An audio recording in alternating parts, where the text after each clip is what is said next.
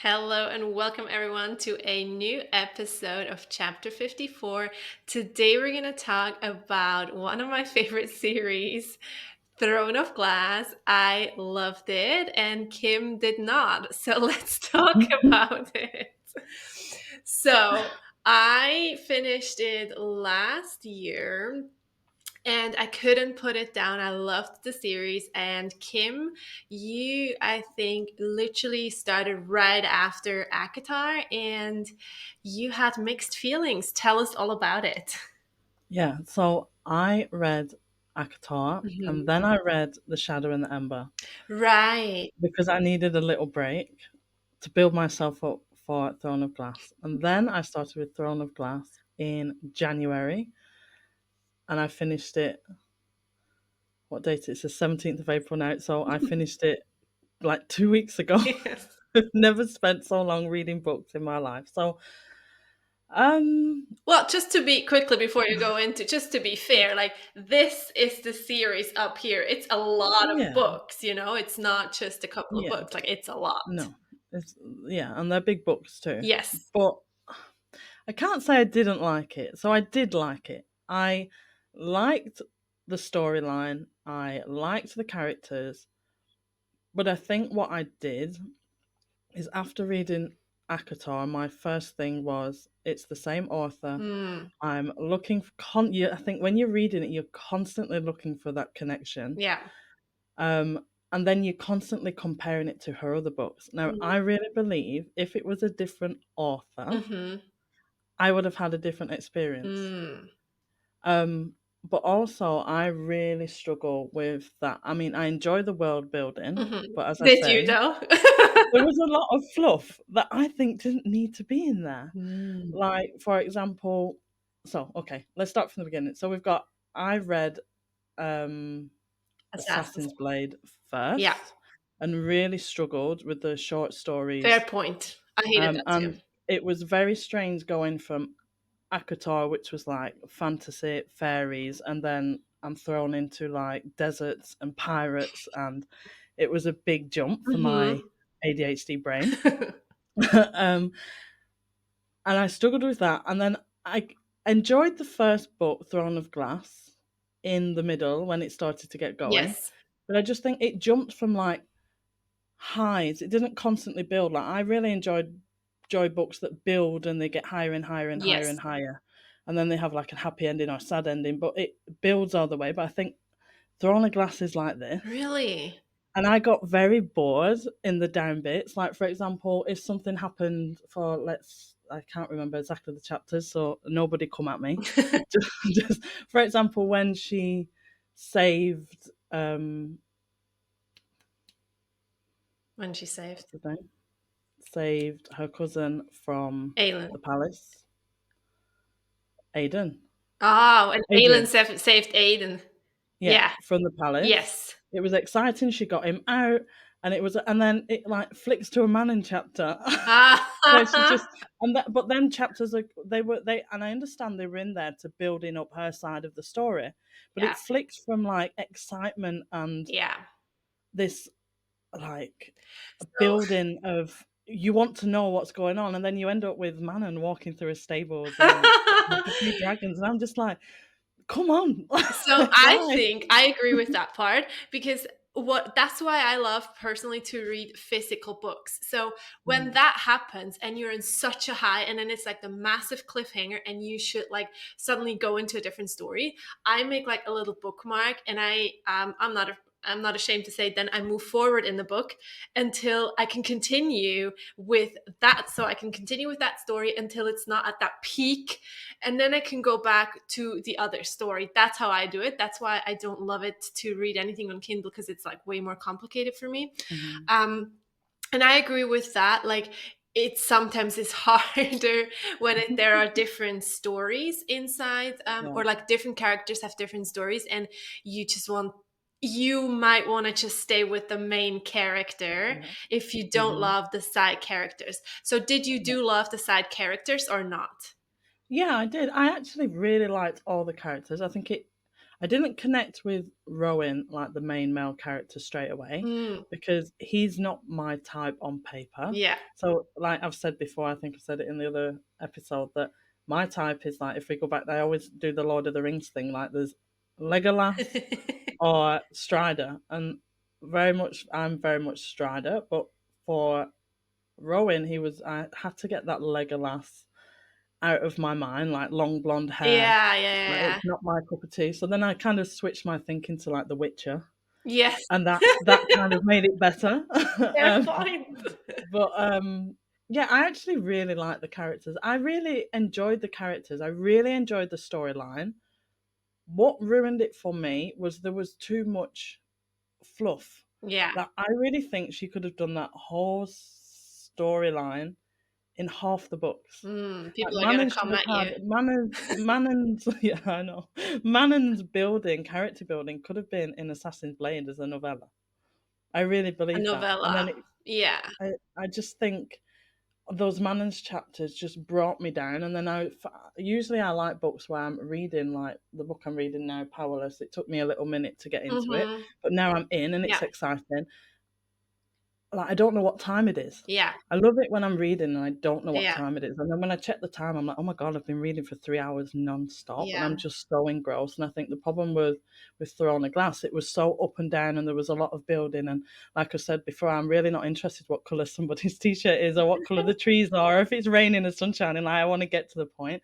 And I think there was so much fluff around the storyline Mm. that I just spent a lot of time, yeah, I literally would sit there for an hour and I've only read 2 pages. Yeah. And then I forgot, and then I had to go back and reread it. I Yeah. was really struggling. So I ended up in the end buying the audiobook Yeah. and listening to it on speed while ironing. I And mean, it's a things lot like of that. audio. Just trying to get through it. And my mum even said to me, like, so why don't you just like not read it? Yeah, that's what I thought. And I'm just like, just because I don't know, Once you're in it, you can't DNF it. Yeah, I need to know what's going to happen. I'm invested, but I'm bored invested. But also, I think it's such a big series, especially in like the book world, that Yeah. I just feel like I'm missing out if I don't read it. Yeah. And you would have. Yeah, absolutely. I mean, I'm really happy, and I loved it. Don't get me wrong, I loved the storyline. Just it could have done without the fluff. So instead of this many books, you wanted less books and maybe like Yeah, 3 books. more dialogue, like write to the Yeah. dialogue rather than Hmm. explaining Yeah.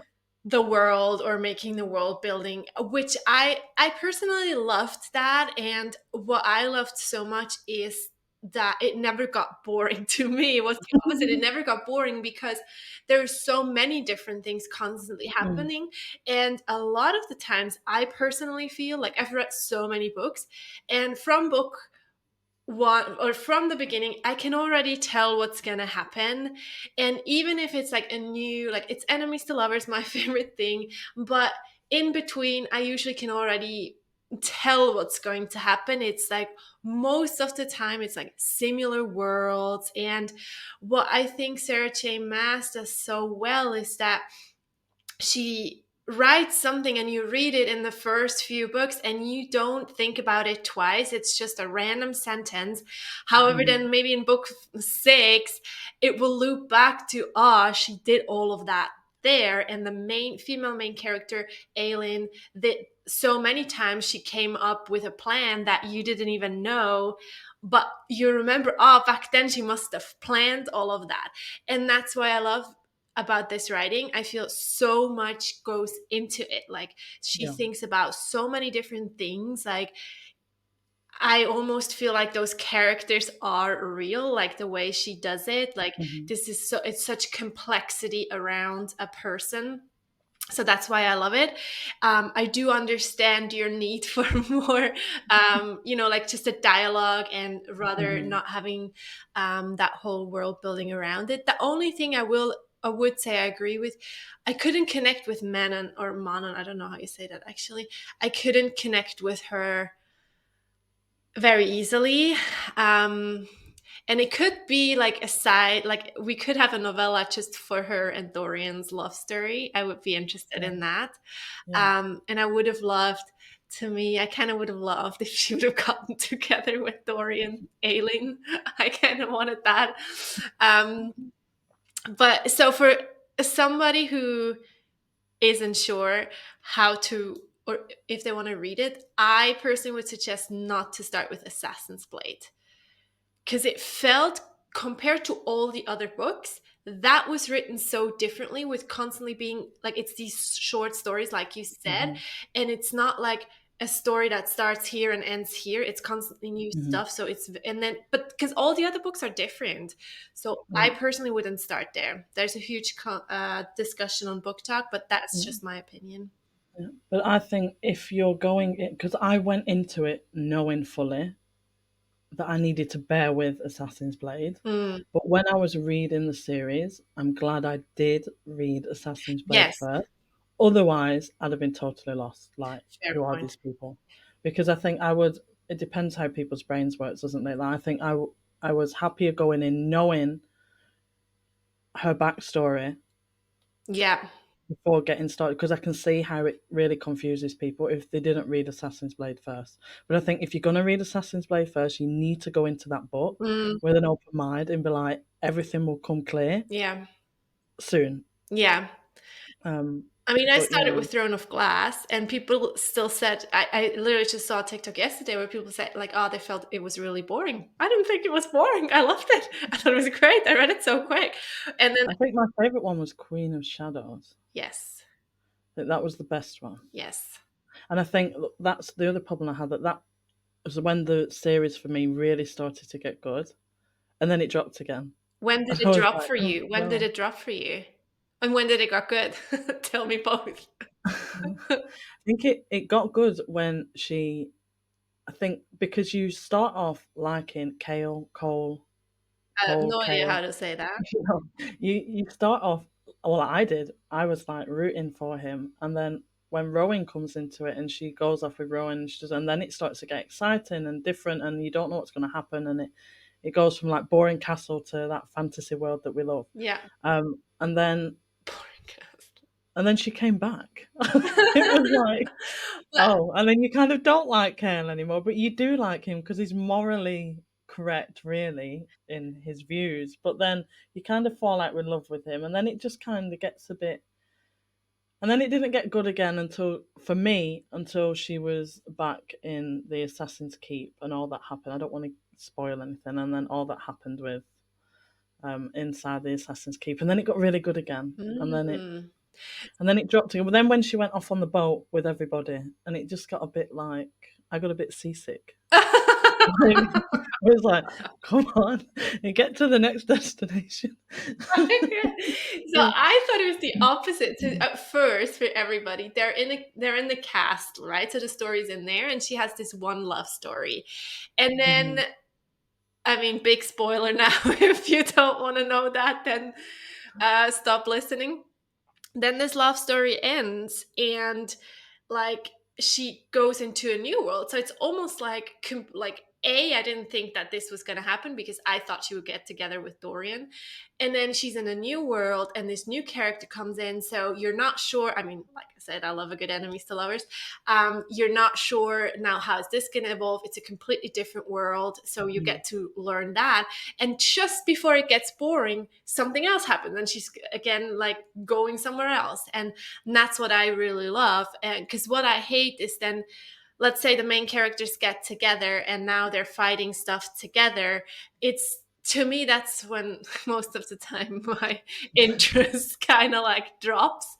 I mean, then it's just like, sometimes the tension is not there anymore. And I felt like there's Mhm. constantly new stuff being thrown at them that I did not expect. So that's why I liked it. But yeah, there's sometimes drops into different stories because our brain is Mhm. constantly chasing a high, and Yeah, then we're like there, and then suddenly a different story from like man and comes. I didn't like that.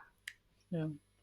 I think if looking back, if I could do both series again, I would personally read Throne of Glass series Yeah, first. she wrote that first as well. Yeah, before Akatar, Yeah, because then you're not holding that expectation. I think you shouldn't compare them because they're two completely different stories. yeah. But Akatar is a biblical experience.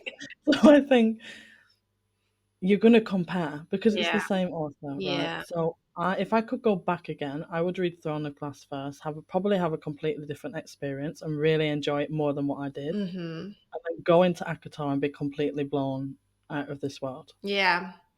I agree. And I also feel like it shows what a good author she is, that she can Hmm. write such different books. Because then once you're going into Crescent City, you realize again it's completely different.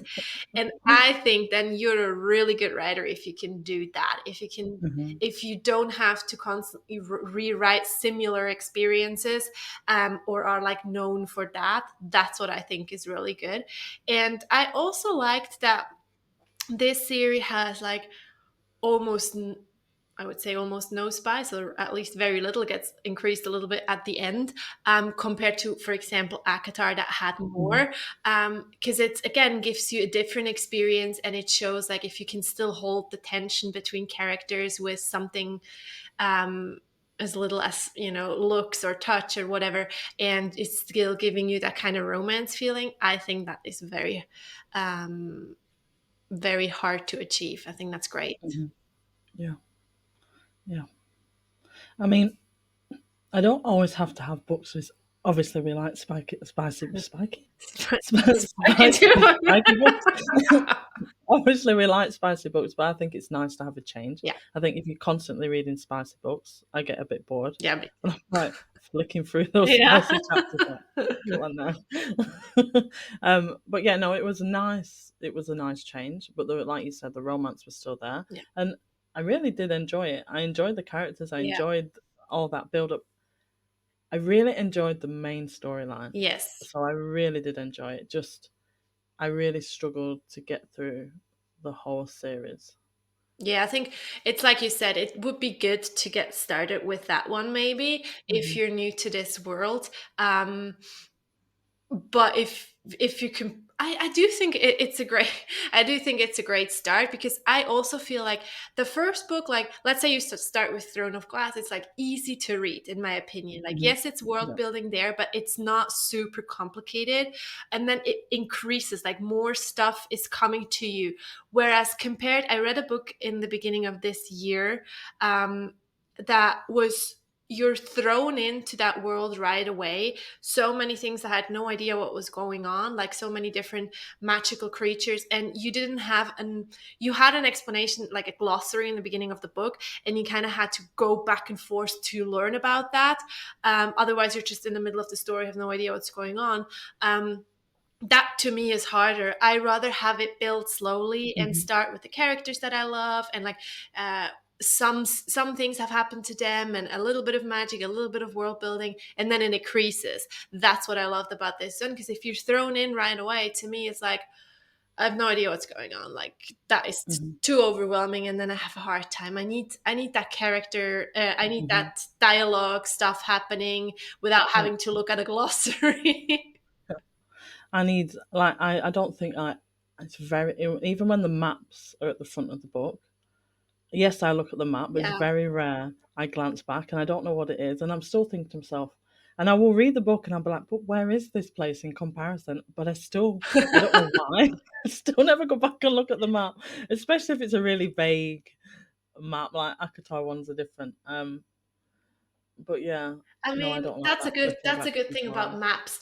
I look at the maps before I start reading the book, Yeah. and just to give like a glance at it, let's call it like that, to get an overview. Like I'm not gonna memorize the map. I Yeah. never during the book go in and check and like where on the map are you. But most of the time, once I'm finished with the book and I already know everything, that's when I go back to the map, and Hmm. then it's like Same. almost re-experiencing it. Oh, that's where Hmm. you did that, and or that, oh, that's where Hmm. you went. I love that way more. But I think that is. I really hope we could post that on TikTok. I really wonder what other people do if they're studying the map intensely before. But also, again, that's why I love physical books more, because if I would have to go back, what a pain to like Yeah. scroll back. I mean, that's probably an easier way, but I could bookmark it. But anyway, good thing about the maps. So, finalizing our thoughts of Throne of Glass, I love it. I think you should start with Throne of Glass, not Assassin's Blade, and you should start it before Akatar. What are your final thoughts? Yeah, I agree. If somebody asks me, I've been, well, no, I've been asked a few times because I quite open to express my opinion. I absolutely wouldn't give Throne of Glass a bad review. I still clicked 4 stars on Yeah. Goodreads app because it is a 4 star book, 4 or 5 star book. If not 5 star, if we're comparing with that, but it's still a 4 star book. 4.5 star book. If somebody said, should I read it? Absolutely, go and read it. I personally would start with Assassin's Blade because I'm one of those people who if something's not catch my brain and I start to get lost and I have no idea where this pirate came from, that's it. I'm like, no. So I'm glad I started with Assassin's Blade, but if you do start with Assassin's Blade, you need to go into it with an open mind Yeah. and just know that everything will come to light in the next book. So you've just got to read that with an open mind. But yeah, I don't hate it. I don't love it, but definitely read it well before Akatar. If you haven't read Akatar yet, read Throne of Glass first. All right. Well, let us know if you have read it and what you think about it. And make sure that you watch our next episode where we're going to review our next book, right? We're going to talk about Powerless. All right, guys. Thanks so much for having us. And we'll see you in the next episode. As we close the page on this episode, thank you for joining us on today's journey and being a part of our little world. If you enjoyed our unfiltered discussions and the enchanting realms we explored, don't forget to subscribe and share your thoughts with us. Let's keep the conversation alive by joining us over on TikTok. Until then, may your reading be as magical as the worlds we adore.